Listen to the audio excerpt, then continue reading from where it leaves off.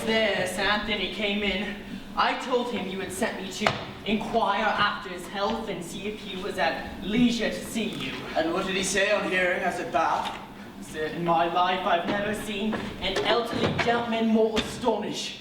He stepped back 2 or 3 paces, rambled out a dozen injecturelos and asked what the devil had brought you here to Bath. Well, sir, what did you say to him? Oh, I lied, sir. I forget the precise lie, but you may depend on it he got no truth from me. Yet, with submission for fear of blunders in the future, I should be glad to set what has brought us here to Bath in order that we may lie consistently. Your father's servants were curious, sir, very curious indeed. You have said nothing to them? No, not a word. Fanny, the coachman, whom I take to be the discreet you rascal. You have not trusted her. No, not a word upon my veracity. She was indeed a little inquisitive, but I was sly, sir, devilishly sly. My master, said I, has come to Bath to recruit. Yes, recruit, I said, and whether for men, money, or constitution, it means nothing to Ern or anyone else. Well, the recruitment will do. Let it be so. The recruitment will do surprisingly indeed. To give the thing an air, I told her you had already brought in 7 disbanded chairmen, 5 waiters, and 13 billiard markers. Blockhead, never say more than is necessary. Oh, I beg your pardon, sir. I beg your pardon, but a lie is nothing unless one supports it. Take care not to hurt your credit by offering too much security. Has Mr. Faulkland returned? Oh, he's above, sir, changing his dress. Well, could you tell whether he'd been informed of Sir Anthony and Miss Medville's arrival? Oh, I fancy not. His gentleman Doom Pen, who was with him in Bristol, said... I think I hear him coming down now. Go, tell him I'm here. Sir. I beg your pardon, sir, but should Sir Anthony call, will you do me the favour of remembering that we are recruiting, if you please? Well, well. And in tenderness to my character, if you could bring in the 5 disbanded chairmen and 7 waiters, I should oblige you. For though I never scruple a lie to serve my master, but it hurts one's conscience to be found out. Now for my whimsical friend. If he does not know that his mistress is here, I will tease him a little before I tell him. Ah, Faulkland, you're welcome to Bath again. You're punctual in your return. Yes, I had nothing to detain me. When I had finished my business, I went on.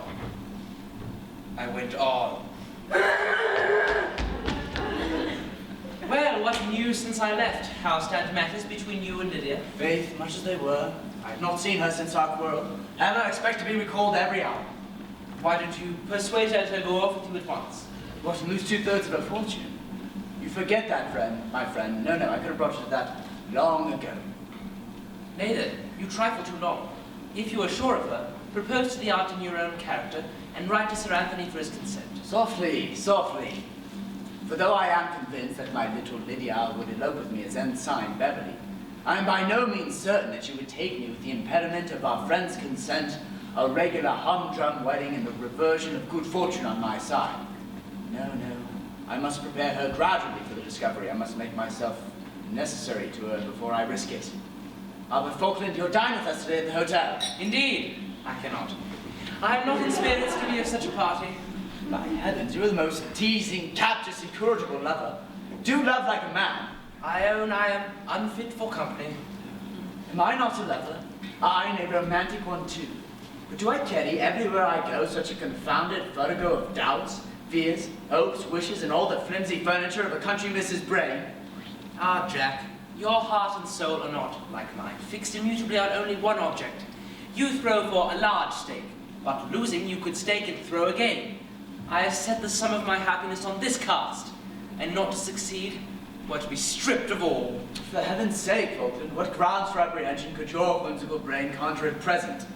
What grounds for apprehension did you say? Heavens, are there not 1,000? I fear for her spirits, her health, her life. My absence may fret her, and even then does not every hour bring me some cause for alarm? If it rains, some shower may have chilled her delicate frame. If the wind be keen, some rude blast may have affected her. Oh, Jack, when two such delicate and feeling souls are separated, there is not a movement of the elements, not an aspiration of the breeze, not a feature of the sky, but in some cause for a lover's apprehension. Aye, but we may choose whether we will take the hint or not. So then, Faulkland, If you were convinced that Julia were well and in good spirits, you would be entirely content? I should be happy beyond measure. I am anxious only for that. Oh, well then cure your anxieties at once. Miss Medville is in perfect health and at this moment in Bath. Nay, Jack, don't trifle with me. She arrived here with my father within this hour. Can you be serious? I thought you knew Sir Anthony better than to be surprised at a sudden whim of this kind. Seriously then, it is as I tell you. Upon my honor. My dear friend. Hello, Dupena! My hat? My hat? Chapeau! My dear Jack, now nothing on earth can give me a moment's uneasiness. Sir, there's a gentleman below desires to see you, Mr. Akers. Show him up, fact. Stay, Faulkland. This Akers lives within a mile of Sir Anthony, and he should tell you how your mistress has been ever since you left her. Is he much acquainted with the family? Oh, very intimate. I insist on your not going, besides. His character will divert you. Well, I should like to ask him a few questions. He's likewise a rival of mine, that is, of my other selves. He does not know that his friend Captain Absolute ever met the girl in question. It's ridiculous enough to hear him complain of one Beverly, a concealed, skulking rival who... Hush, he's here.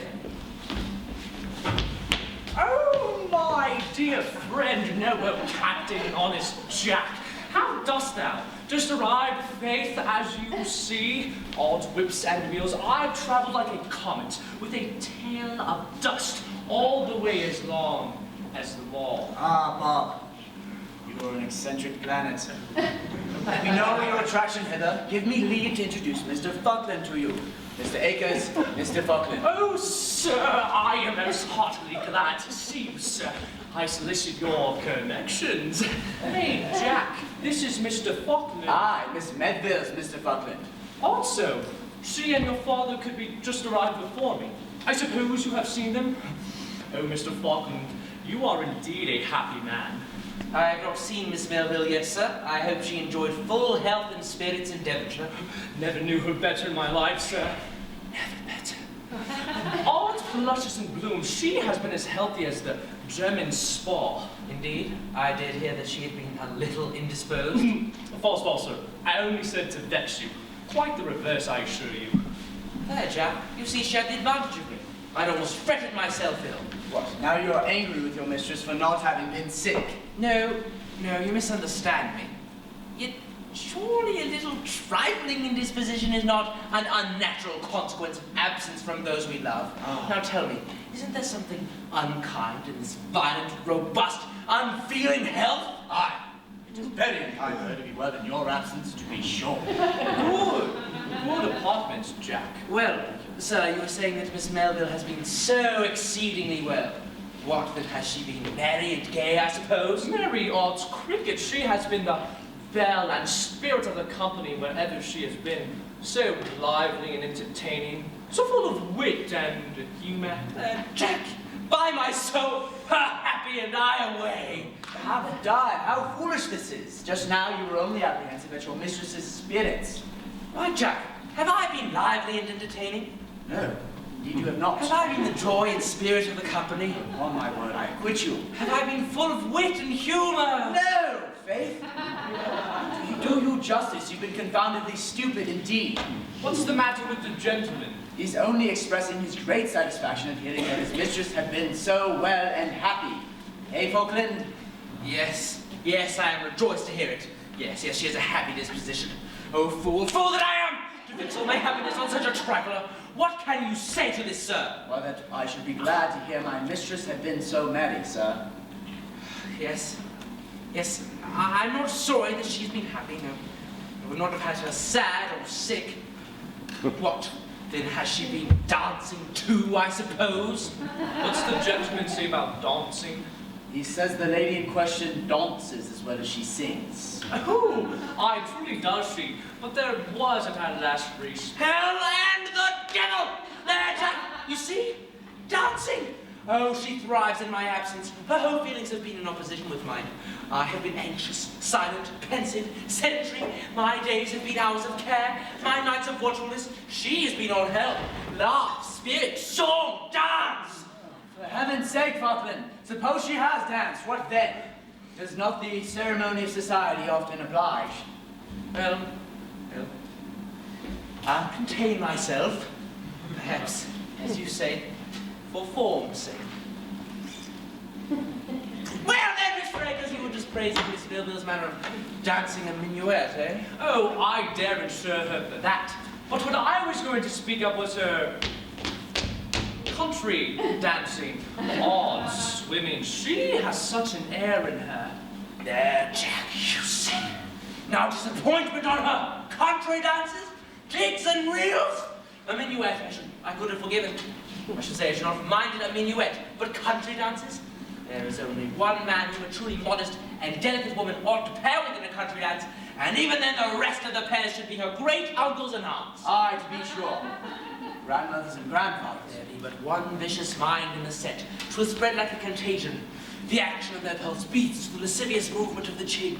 The atmosphere becomes electrical to love, and each amorous spark darts through every link of the chain.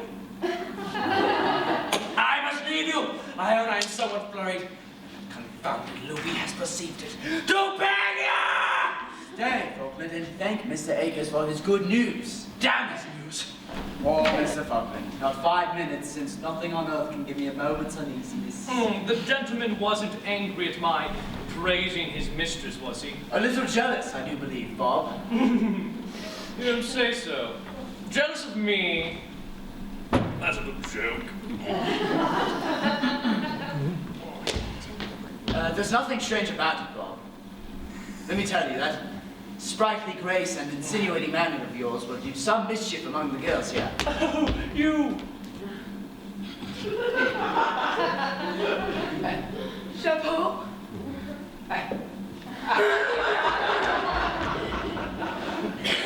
You joke. Mischief. But you do know I'm not my own property.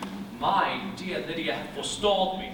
She could never abide me my own country because I used to dress so badly. But odd frogs and tablets. I shan't take matters so here. Now ancient madam has no voice in it. I'll make my own clothes, know who's master, and I shall straightway cashier the hunting frock and render my leather breeches incapable. Indeed. My hair has been in training Oh, yes. some time. I and thought the side curls are a little restive, but my hind part takes it very kindly. No polish, I doubt not. Absolutely, I propose so. Then, if I can find out this Ensign Beverly, odd tricks and fence, I'll make him know the difference. Odd. Sir, there's a gentleman below desires to see you. Shall I show him to the parlor? Yes, Fag. Stay. Who is it? Your father, sir. You puppy. Why didn't you show him up immediately? Well, I must be gone. You have business with Sir Anthony. I expect a message from Miss Malaprop at my lodgings. And I've sent for my friend Sir Lucius O'Trigger to carry it for me. Adieu, Jack. I hope to see you again at night when you shall give me a dozen bumpers to little Lydia. That I will, with all my heart. Now for a parental lecture. I do hope he's not heard the business that brought me here. I wish the gout had been fast in Devonshire with all my soul.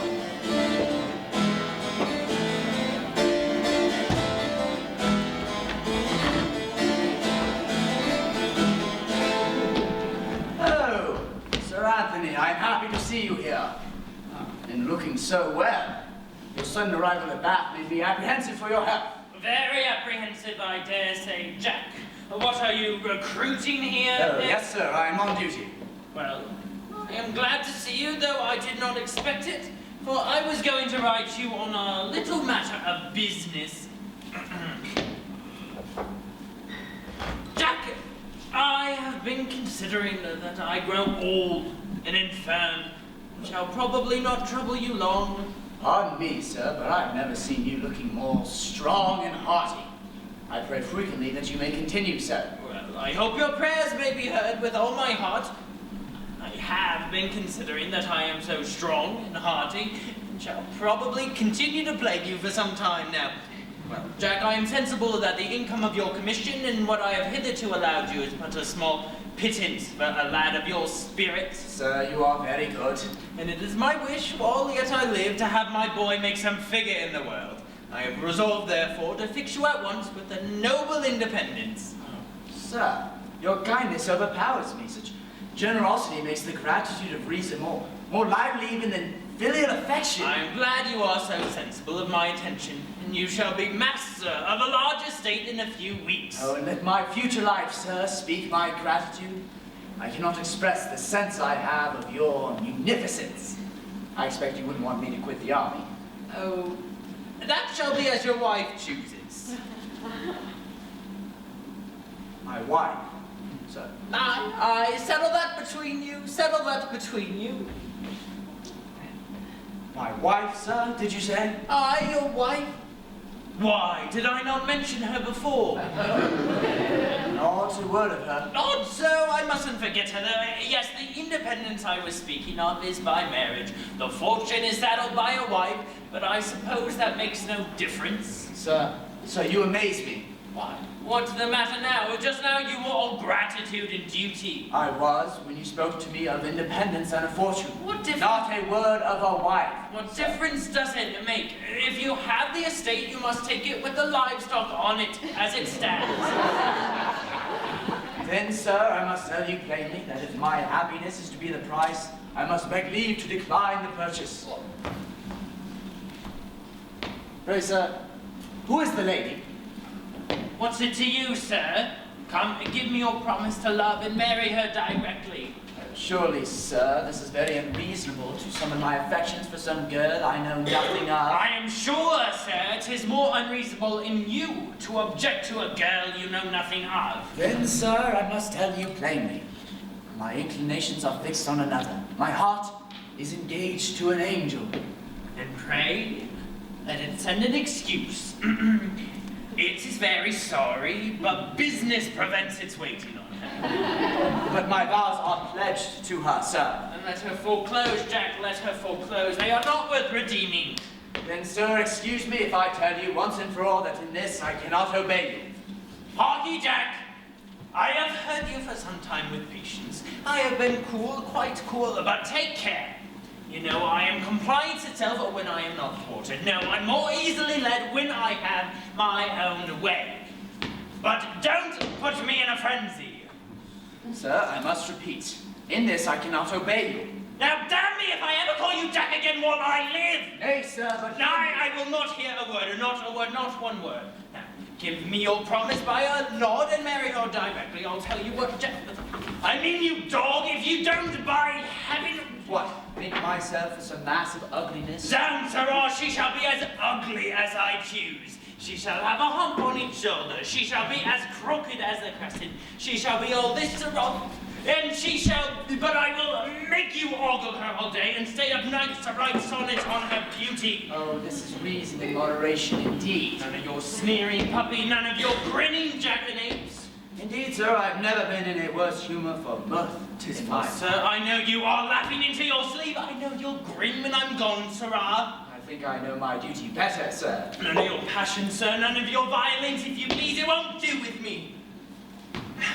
Nay, sir, I've never been cooler in my life. 'Tis a confounded lie! I know you are in a passion in your heart, but it won't do with me, you impudent scoundrel! Nay, sir, but... So you will fly out. Why can't you be cool with me? What the devil good can passion do? Passion is of no service, you insolent, overbearing reprobate! But mark, I give you 6 hours and a half to consider this, and if you agree, without any condition, to do everything on earth that I choose, I may in time forgive you.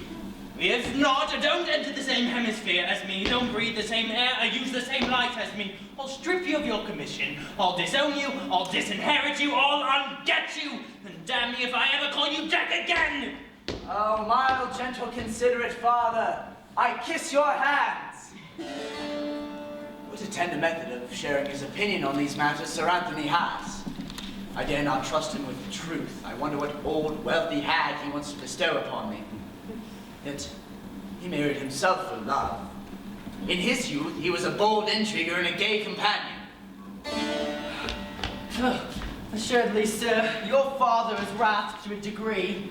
He comes down the stairs 8 or 10 steps at a time, muttering, growling, and thumping the banisters all the way.